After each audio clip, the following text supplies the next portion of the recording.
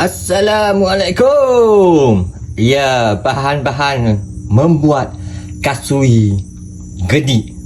Bahan-bahannya tepung ubi. Saya guna tepung ubi 2. Okey, pewarna 1, pewarna hijau kita buat sikit lah. Dia lebih kurang dalam sudut teh kecil. Lepas tu kita bubuh daun pandai.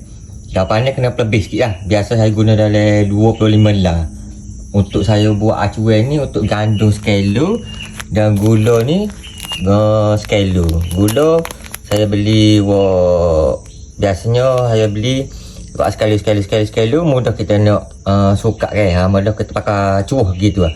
Ni bahan-bahannya. Pandai kita ambil di pohon. Bak kita tanam daun pandai kita di pohon. Nanti tengok daun pandai kat mana odi tanam. Sekejap ya.